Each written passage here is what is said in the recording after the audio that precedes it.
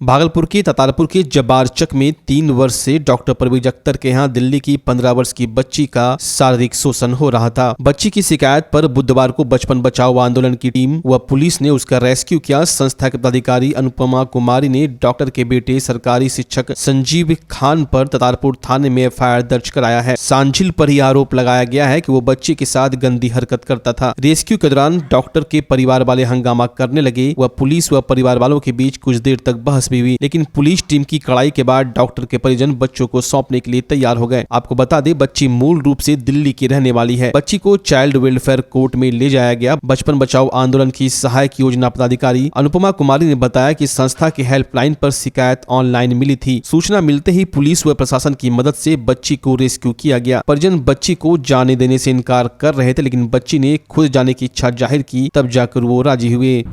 आज दिनांक 10/4/24 को बेटी बचाओ आंदोलन के कोऑर्डिनेटर एक आवेदन दिए कि एक बच्ची को रेस्क्यू करना है। रेस्क्यू किया गया पुलिस के सहयोग से और उसके आधार पर एक कांड दर्ज किया गया। आगे क्या कार्रवाई होगी? आगे अनुसंधान और जांच जारी है। भागलपुर में चुनावी माहौल के बीच एक तरफ जहां अपराधी अपराध करने से बाज नहीं आ रहे, वहीं पुलिस भी लगातार छापेमारी कर कांडों के उद्भेदन में जुटी हुई है। ताजा मामला बबरगंज थाना क्षेत्र का है, जहां 5 अप्रैल को कोयली खुटा निवासी पवन कुमार यादव को बबरगंज थाना के सुरलोक कॉलोनी में अपने फूफा के घर में रहते हुए अज्ञात अपराध कर्मियों द्वारा गोली मारकर हत्या कर दी गई थी। इस कांड के उद्भेदन में तकनीकी अनुसंधान करते हुए पुलिस ने बांका चक्काडीह के रहने वाले दिनेश यादव के पुत्र जेकी यादव को मोबाइल और अन्य सामान के साथ गिरफ्तार कर लिया है। जेकी यादव का आपराधिक इतिहास भी रहा है। जानकारी प्रेस वार्ता कर सिटी एसपी मिस्टर राज ने दी। जेकी यादव के बारे में बताते हुए कहा कि उसके ऊपर हत्या से संबंधित 2020 और 2022 में भी केस दर्ज किए गए हैं। को बबरगंज थाना क्षेत्र अंतर्गत शाम करीब 4 बजे एक व्यक्ति पवन कुमार यादव को घर में 2 गोली मारकर हत्या कर दी गई थी। इस संबंध में तत्काल एफआईआर दर्ज करते हुए जिसमें नामजद अभियुक्तों का चर्चा किया गया था। पुलिस इस पे तकनीकी अनुसंधान पे विश्वास रखते हुए तकनीकी अनुसंधान किया गया है। सीसीटीवी, आसपास के सीसीटीवी और जो अदर मूवमेंट है, कॉल रिकॉर्ड, इस सबको देखते हुए इसमें एक अप्राथमिकी अभियुक्त की गिरफ्तारी की गई है। इसकी गिरफ्तारी जो इसमें बड़ी पुलिस अधीक्षक के द्वारा जो एक टीम गठित किया गया था, जिसमें DSP 2 के नेतृत्व में एक टीम गठित की गई थी। इसमें अप्राथमिकी अभियुक्त जेकी यादव पिता दिनेश यादव, जो कि चक्काडीह थाना जिला बांका का रहने वाला है। इसके पूर्व में भी 2 आपराधिक इतिहास रहा है। ये 119-20 कांड संख्या है, जिसमें राजकुमार यादव की हत्या हुई थी, उसमें ये शामिल था। दूसरा उसी थाना क्षेत्र अंतर्गत 359-22 जो अमरिंदर सिंह हत्याकांड हुआ है, उसमें भी यह प्राथमिकी अभियुक्त था। भागलपुर या बांका? ये बबरगंज थाना का जैकी यादव की गिरफ्तारी की गई है। और इसके साथ साथ जो मोबाइल और हम लोगों ने जो सीसीटीवी फुटेज के आधार पर जो DVR को भी हम लोगों ने सीज किया है, उसके आधार पे ये प्राथमिकी अभियुक्त की पहचान की गई है। इस पूरे छापेमारी में जो कि DSP 2 के नेतृत्व में हो रहा था, इसमें इंस्पेक्टर रविशंकर कुमार जो थानाध्यक्ष बबरगंज हैं, DIU के इंस्पेक्टर धनंजय कुमार, राहुल कुमार पासवान जो SI हैं बबरगंज में, सुशील राज और प्रभात जो DIU के हैं, बच्चन राम, अभिमन्यु सिंह तथा अन्य और भी जो हमारी टीम इसमें लगातार कार्य कर रही थी।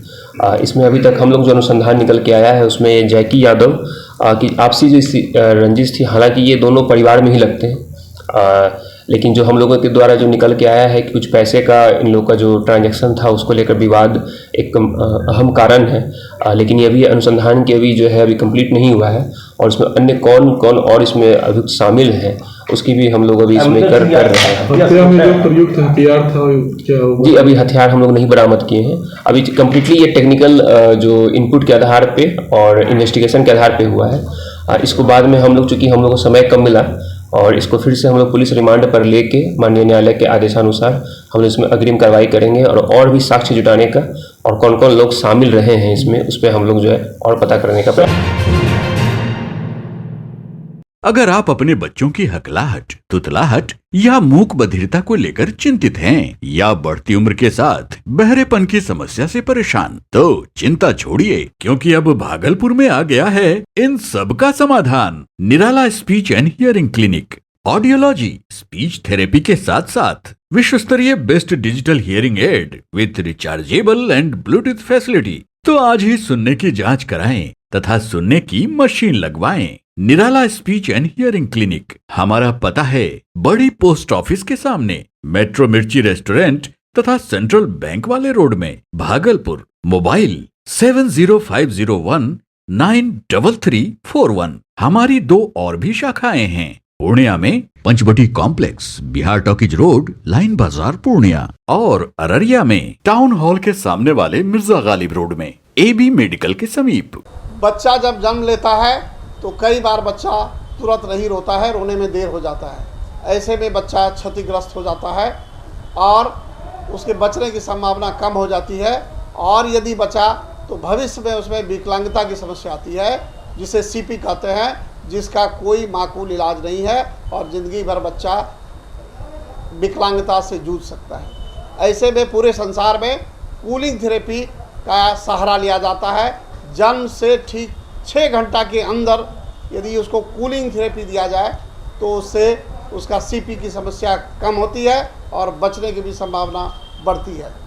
पहली बार बिहार झारखंड में आपके शहर के स्नेह नवजात शिशु बाल सेवा केंद्र में यह मशीन उपलब्ध है।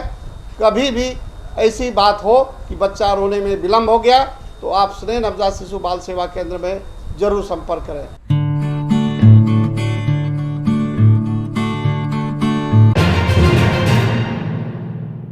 भागलपुर व भागलपुर के आसपास के क्षेत्र में धूमधाम से ईद उल फितर का त्यौहार मनाया गया। जिले भर में ईद उल फितर को श्रद्धा व विश्वास के साथ मनाया गया। इस अवसर पर इस्लाम धर्म के अनुयायियों ने ईदगाह में नमाज अदा करके अल्लाह ताला से बरकत और अमन चैन की दुआ मांगी। नमाज अदा के बाद सबों ने एक दूसरे से गले मिलकर ईद उल फितर की शुभकामनाएं दी। ईद का त्यौहार भाईचारे का संदेश देता है, जिसमें मिलजुल कर रहने की प्रेरणा मिलती है। भागलपुर के CTS मैदान, खानकाह साहबाजिया, बढ़ेपुरा, ततारपुर, शाहजंगी के अलावे सभी ईदगाह मैदान में एक अलग ही उत्साह देखने को मिला। वहीं ईद के इस त्यौहार में लोगों से मिलने और शुभकामनाएं देने कांग्रेस नेता अजीत शर्मा भी पहुंचे। आपको बता दें, अजीत शर्मा सांसद पद के लिए प्रत्याशी भी हैं। वहीं उन्होंने हिंदू मुस्लिम एकता की बात करते हुए लोगों को ईद की शुभकामनाएं दी। इस मौके पर कई जगहों पर मेले का भी इंतजाम किए गए थे। वहीं हर ईदगाह मैदान एवं मस्जिदों के पास पुलिस प्रशासन द्वारा सुरक्षा के पुख्ता इंतजाम किए गए थे। हर मस्जिद के सामने पुलिस बल की तैनाती की गई थी।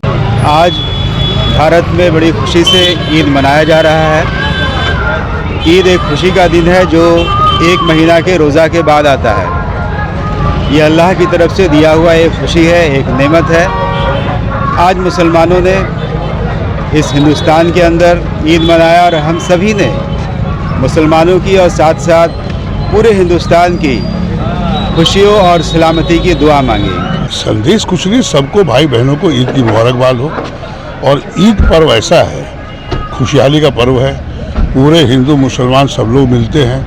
देश के लिए गर्व की बात है, इस ईद के मौके पे सभी देशवासी एक होकर एक मैसेज देते हैं कि हम लोग हिंदू हो मुसलमान हो, सब हम लोग एक हैं और देश को आगे बढ़ाने का काम करेंगे। भाईचारे का त्यौहार है। अल्लाह ने पूरी उम्मत इस्लामिया को रमज़ानुल मुबारक खुशियों के साथ, इबादत के साथ मनाने के बाद ये ईद की खुशी अता फरमाई है। इस मौके पर हम दुआ करते हैं कि अल्लाह ताला मुल्क में, सारी दुनिया में अमन व अमान और सलामती बनाए रखे, एक दूसरे के प्रति मोहब्बत, प्रेम, सद्भावना पैदा करे और शांति के साथ सारे लोग खुशियों के साथ खुशियां बांटते हुए त्यौहार मनाएं। सभी जितने भी संवेदनशील स्थान है और धार्मिक स्थान है वहाँ पे QRT फोर्स, थाना की फोर्स है, CIT भी भ्रमणशील है। साथ में जो भी हमें बाहर से जो फोर्स मिला है उसको QRT बना के मूवमेंट कराया जा रहा है।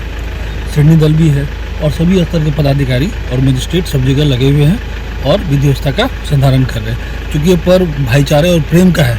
बहुत शांतिपूर्ण तरीके से मनाया जा रहा है। भागलपुर में एक गांव ऐसा भी है जहां लोग बरसों से पानी के लिए तरस रहे हैं, सड़क और नाले के लिए परेशान हैं, लेकिन यहां कुछ दबंग लोगों के चलते आज तक यहां के लोगों को परेशानियों का सामना करना पड़ रहा है। मामला सबौर प्रखंड का है। सबौर प्रखंड के सरधो पंचायत में नल जल योजना बरसों से फेल है। इस क्षेत्र में नाला बनाने को लेकर लोगों ने बताया कि मंडल टोला के लोगों के द्वारा दबंगई दिखाई जाती है और जितनी भी योजनाएं आती है सभी मंडल टोला में चली जाती है, लेकिन 200 घर टाटी और 200 घर ठाकुर का है। कुल मिलाकर मिलाकर 400 घरों के परिवारों को काफी परेशानियों का सामना करना पड़ता है। साथ ही लोगों ने बताया कि इसकी सूचना मुखिया से लेकर कई वरीय पदाधिकारियों को भी दी गई, लेकिन अब तक इस पर संज्ञान नहीं लिया गया। क्षेत्र के ग्रामीण कई वर्षों से पानी के लिए त्रस्त हैं। मामले को लेकर जब ग्रामीण आक्रोशित हुए तब पंचायत के मुखिया विपिन ठाकुर पंचायत से फरार हो गए। बताइए क्या समस्या है? वही पानी और का लाली का समस्या है। पानी 15 साल से नहीं दिया हमको लोग। 15 साल से झेल रहे हैं? हाँ झेल रहे हैं। इसके बारे में किसी को सूचना दिए? सबको सूचना दिए हैं। जब वहाँ भी गए कचहरी पर कौन सी कही होगा वहाँ के लिए कहीं देवे कर पानी मुखिया करेगा पानी की पीबे की कल अब हम बाकी करवा। कौन मुखिया है? विपिन मुखिया है, पप्पू शाह। कौन पंचायत पड़ता है? सरदो पंचायत। तो इस तरह जो झेल रहे हैं गर्मी का मौसम, इसमें क्या कीजिएगा अगर नहीं पानी चला तो? ऐसा की करिए बेटा, तो जिंदगी है नहीं कटी लो चमड़ा से नहीं रहो। पानी के लिए रुपया भी देते हैं क्या?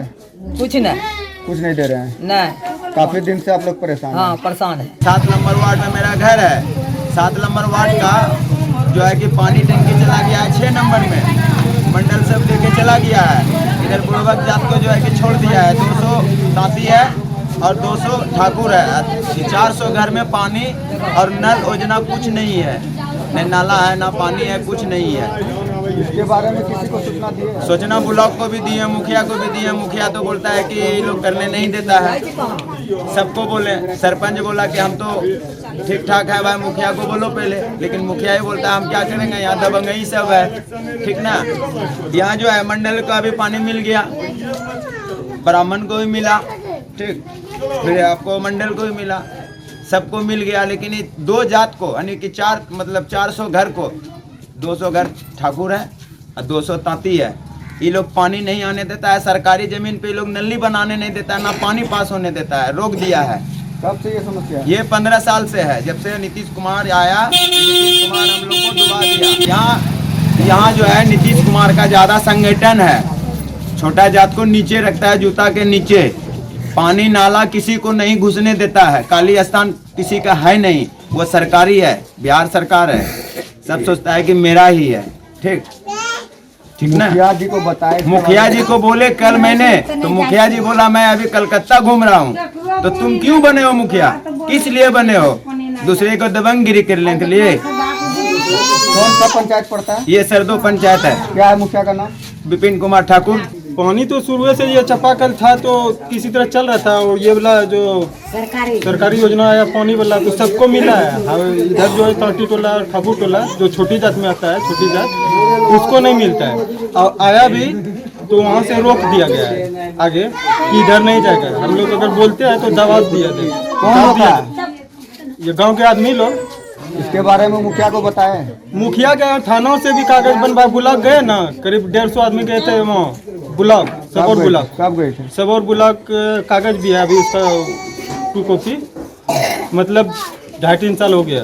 तो वहाँ पर से आया, फिर थानों से भी एक कागज बनवाया, उस पर भी दस्तखत करवाया, सब कुछ किया। यहाँ पुलिस भी आया था, प्रशासन, वो भी बोल के गया कि ठीक है हो जाएगा। और वहाँ से भी आया था ब्लॉक से, मैम आया था, वो भी बोली कि ऐसा हो जाएगा, देखते कार्रवाई करते, लेकिन अभी तक ऐसा कुछ नहीं हुआ। कितने दिन से ये समस्या है? लगभग 5 साल से ऊपर हो गया। पानी नहीं आ रहा है? पानी नहीं आ रहा है। हम लोग जाते हैं दूसरे के यहाँ, गाली गलौज सुन करके किसी तरह पानी भर देते हैं। क्या टैंकी जो बैठा है वो टैंकी भी चूता है क्या?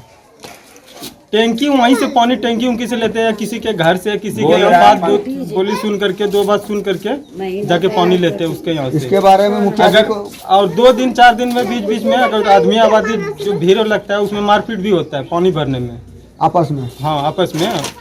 और जिस नोकझोंक होता है ना, सबको पानी का जरूरी है। अगर पीने का पानी जिसको जरूरी है, भूख लगा प्यास लगा है, तो आदमी भरेगा। और पानी 10 आधा घंटा आएगा, 1 घंटा आएगा, उसमें तो उतना आदमी भर नहीं पाएगा।